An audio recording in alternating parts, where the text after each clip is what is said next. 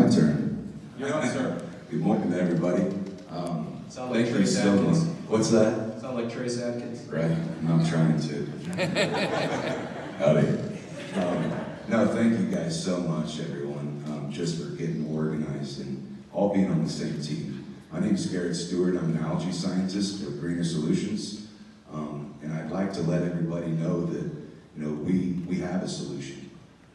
We can mimic photosynthesis and split water molecules in half with a product that's been around since 1986.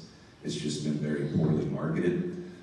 We've been doing some small experiments with Toby over here. We've had some great success with it, but I sure would like to ask everybody's help on how we can get more experimental sites, because the sooner that we can start using this application, the sooner that all of our lives can get back to normal. I love your four-legged stool approach, because 3 legs, it's not as much balance. I really truly feel like this addresses all 4 points, whether it be the health side and how we're seeing 100 times more BMAA in our blue crab than what was given people Alzheimer's in the island of Guam with the bats that they were eating.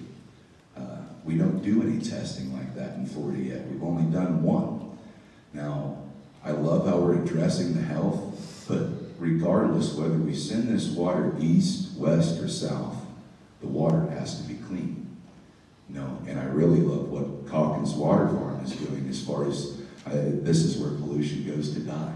Maybe we could even set up a small section of where we can run our experiment on your farm and make it an actual farming the pollution and not just so much as storage, because I see such a valuable asset with private landowners that are going to let us store water on there. And if we can use a product like Arrow by Biofeed, this product was also used in 2008, large scale in a river, to fix an algae problem in China. They had the Olympics and they didn't want to be seen on TV, everybody rowing a boat on a green river. But like I said, it's simply just poorly marketed. But I stand behind it as a scientist. I've seen what it does. I've got decades of research and data behind it. And I wanted to let everybody know there's something out there. Come and find me, get a card from me, so you have my number and my email, and help us all out. Because then it doesn't become a Jensen Beach versus Lake Okeechobee versus Fort Myers. It becomes a unification of Florida where we can all step up and actually do something and get boots on the ground and get our hands dirty. Tired of talking. All we're going to hear is, well, we need more research. We don't need any more research any longer.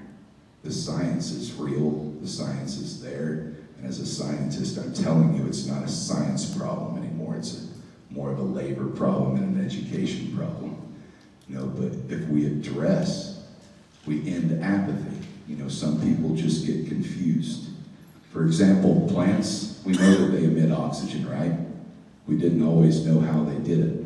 We knew they needed hydrogen, but they have an enzyme inside of the plants. It splits water molecules in half. That's how they get hydrogen and how we get oxygen. This technology is simply mimicking that.